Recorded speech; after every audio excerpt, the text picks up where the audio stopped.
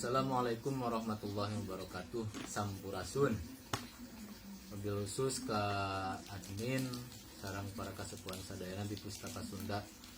Umum namakum kasadaya balad anu sami-sami ngarojong kana ngamumulai budaya Sunda.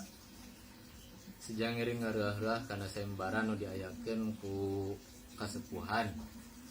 Sayembara maos dongeng.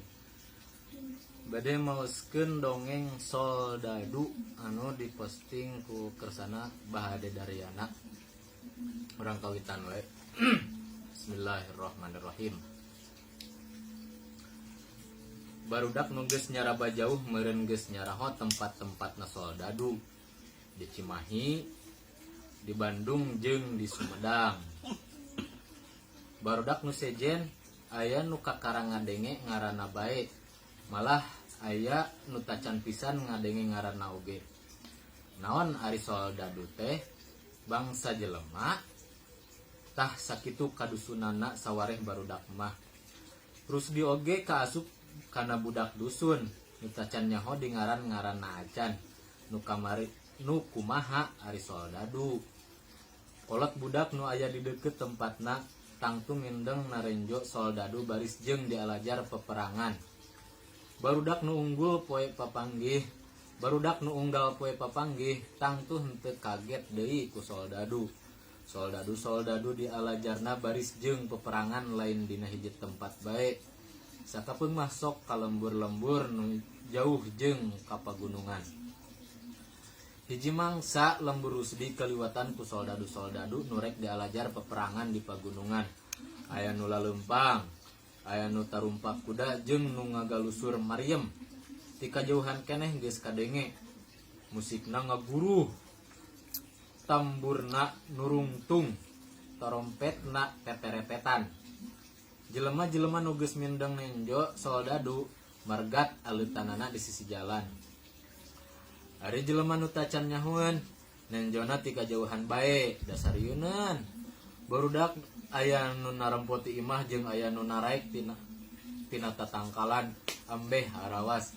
Sawareh budak nu dusun pisan, barang Soldadu geus deukeut ting berebet lalumpatan jauh pisan. Ari Soldadu geus ngaliwat kakara kasarisi jalan deui nempo ngaleutna. Di mana Rusdi nenjona? Atuh Rusdi mah kaasup kana budak dusun oge wanian. Nenjona ti sisi jalan pisan, panghareupna malah manehna mah nuturkeun jauh pisan nepi ka Soldadu mareuntas walungan. Rusdi ngomong jeroning pikir, nah aku mah mareuntasna kapan eueuh sasak. Ke Rusdi mikir kitu, bet Soldadu teh ting kalecebur mareuntas. Kuda jeung marimna oge dipentaskeunana ngaraas bae.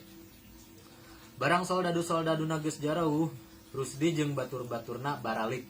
Sanggeus datang ka imahna, Rusdi nanya ka bapana, "Bapak, di gunung mana ari imah Dadu teh? Geuning taruluy bae ka gunung." "Hih, lain di gunung imahna mah, di ditu, di dayeuh. Ka gunung narek dialajar baris jeung peperangan." "Lah, kuring mah hayang jadi dadu, Bapak, dagarinding geuning, nyoren bedog jeung manggul bedil." "Heug," ceuk bapana, "engke ari geus gede sia ku aing dijieun Soldadu di tukang tunggu leuit." Carita Rusdi jeung Misnem karangan A.C. Denik jeung Raden Jajadireja digambarkeun ku W.K. De Bruin jilid kadua. Net AG Pos net Ade Daryana Pos Rusdi Misnem. Assalamualaikum warahmatullahi wabarakatuh. Perman 5 menit.